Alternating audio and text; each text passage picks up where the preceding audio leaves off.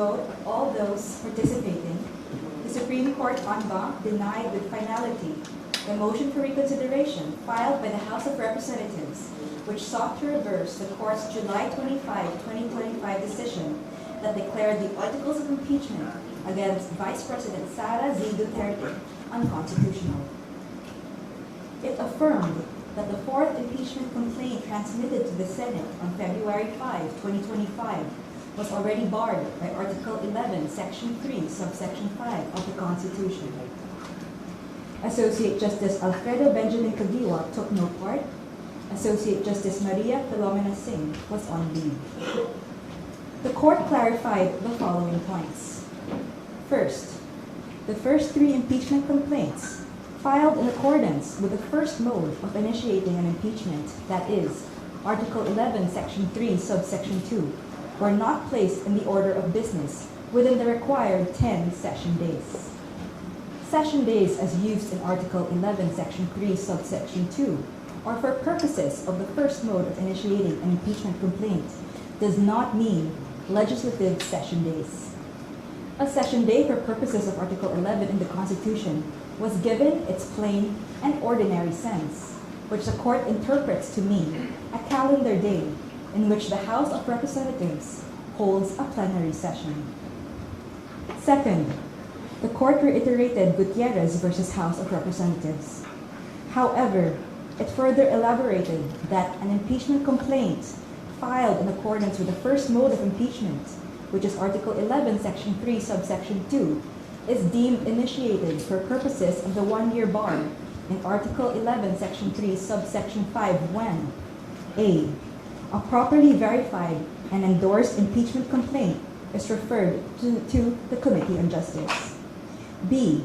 A properly verified and endorsed impeachment complaint is not placed in the order of business of the House within 10 session days or referred to the Committee on Justice after it has been put in the order of business within 3 session days as required by Article 11, Section 3, Subsection 2 of the Constitution. Or C. No articles of impeachment are transmitted to the Senate before the House adjourns sine die.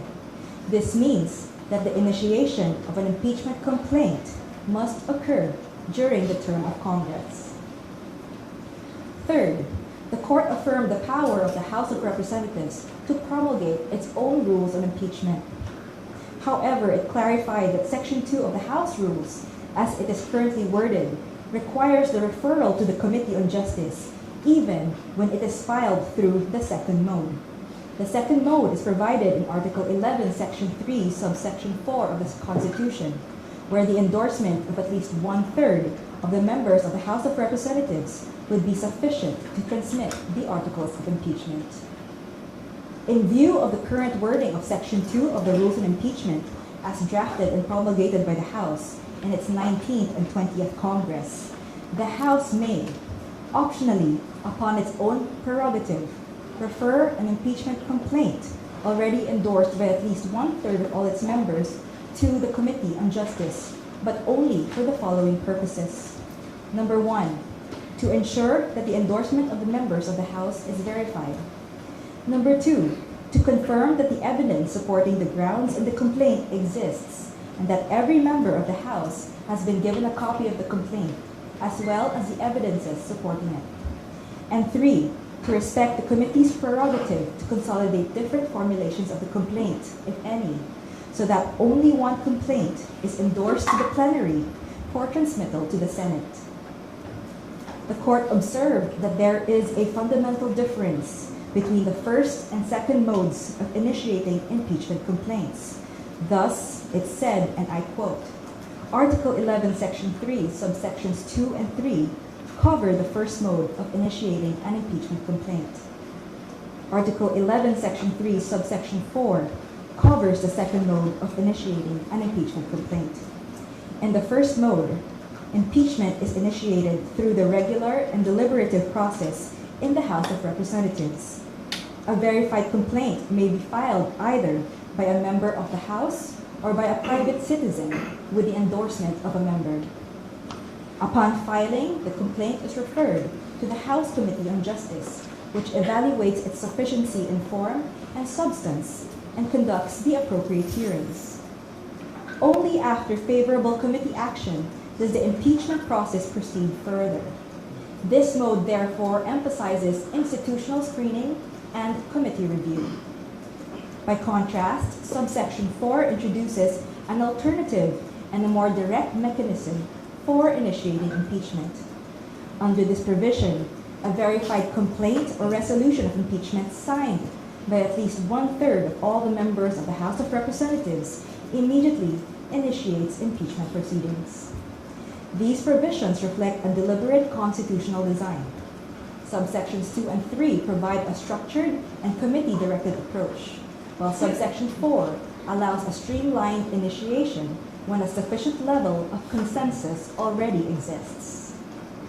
Fourth, the court affirmed that due process of law applies to the impeachment process.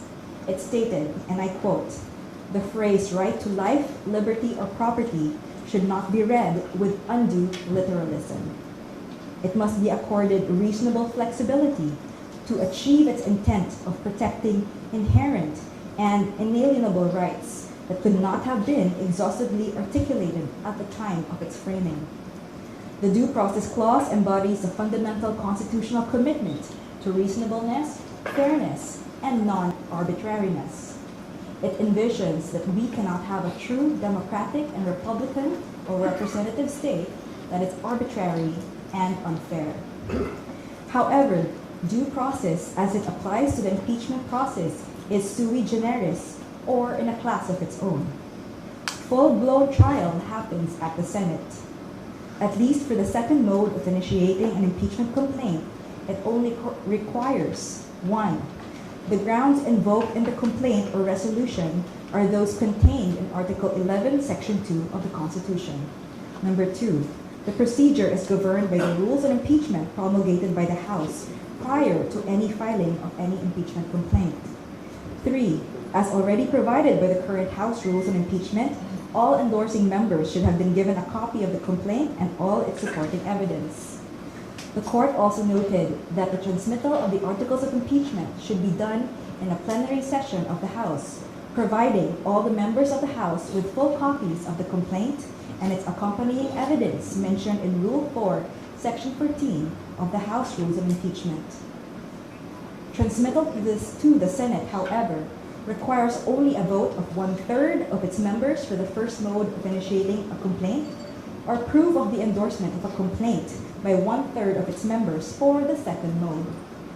Fifth, the operative fact doctrine cannot be invoked by the party directly responsible in the commission of an unconstitutional act. Thus, it does not apply in this case. Finally, the court noted all the motions for intervention and pleadings filed by individuals who were not parties to the case. This resolution is immediately executory upon digital service on all parties in accordance with AM number 25-05-16-SC or the guidelines on the transition to electronic filing in the Supreme Court. No further pleadings will be allowed. The resolution and the motion for reconsideration and the separate opinions are being uploaded and served to the parties. Thank you very much. Any questions?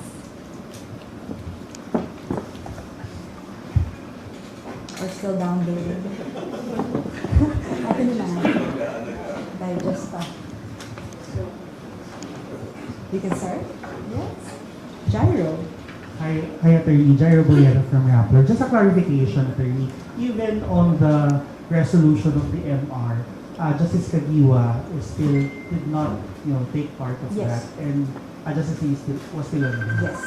Okay. Another question. Can you expound on the explanation of the court on why the doctrine of the operative fact was not considered in the Yes. in the resolution? Thank you. So the court said that the doctrine of operative fact does not apply when it is used to try to justify an unconstitutional act.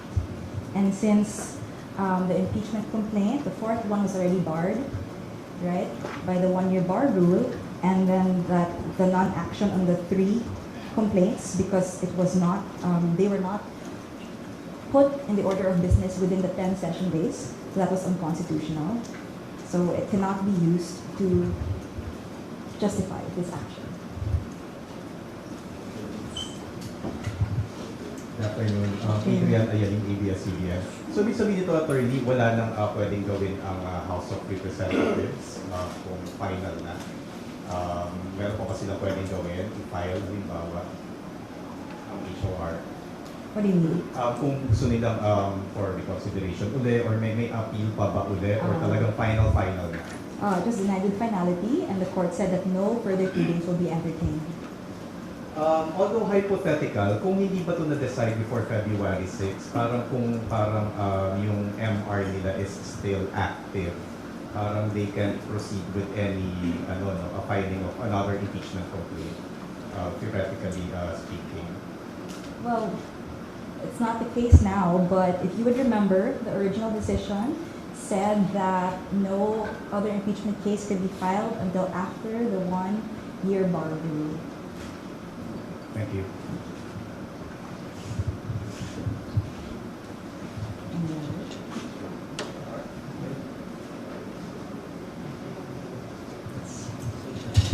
Attorney, just another question. There are ongoing impeachment, complaints before the House of Representatives, and basically they're adopting the 2025 ruling of the Supreme Court on the procedure for impeachment. Now, with this clarification on, for example, the Gutierrez precedent, gagamitin na po ba itong ruling ng Supreme Court on the MR, yung clarifications na to, on the current impeachment proceedings before the House of Representatives? Well, this resolution of the Supreme Court is its latest, and it clarified a number of things when it comes to the two modes of impeachment, the due process requirements required for each mode, as well as when each mode is being initiated for purposes of the 1-year bar rule. So yes, it will be this one that should be followed. Detch Tupas po from Inquired Detch. Clarify ko lang. So, wala na yung Francisco ruling. Ito na yung susundin niya. Actually, no.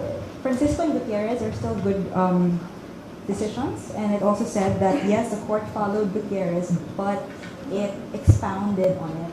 Kasi kay Gutierrez, what happened there was a referral to the Committee on Justice. But then in this case, what happens when it is not referred?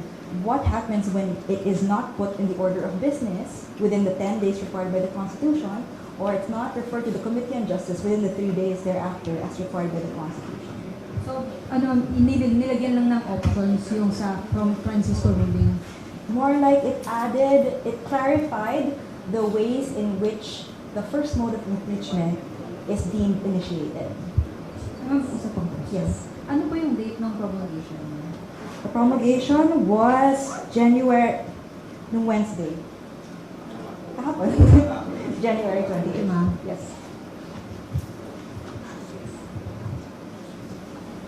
Any other questions? Hi, Mitch Velasco po from Kutang Bato News. We wanted to ask, what was the vision and intention of the ponente, and did he consider the impact of his decision on the Constitution and the future of the Filipino people? Okay, so I am not privy to the deliberations of the court, nor am I privy to the mindset of the ponente, but what I can say is this decision of the court made sure that the constitutional rights are still protected in impeachment proceedings, and it actually expedited the proceedings with its interpretation of session days. Thank you. Any other? Yes. Hello. Clarification lang. So wala pong nangyaring changes ma'am sa voting dun sa unang ruling doon sa July 25. The same din po yung ngayon. Yes. Unanimous for those who were present.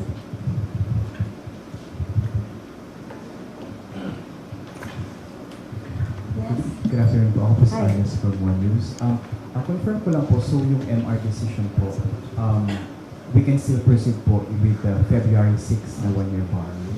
since may mga impeachment complaints na po na inihain sa House recently?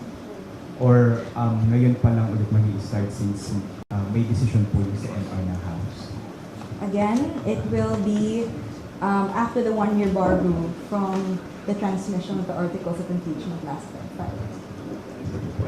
Maybe off topic on that, but recently po, there are, Zaldico's camp filed a motion for DRO, Ombudsman, and ICI. May we know or touch on the process of it po? And since it was filed in overseas naman, notarized then from Sweden, ano po yung process ng SC on that petition of Zaldico po? Well, right now, it will be immediately included into the agenda, and we will give further updates as soon as they are available. Thank you. Yes. Saudi. I think covered by the recent rules issued by the Supreme Court barring fugitives from availing judicial relief. We will have to wait and see what the court, or how the court acts on his petition. Thank you.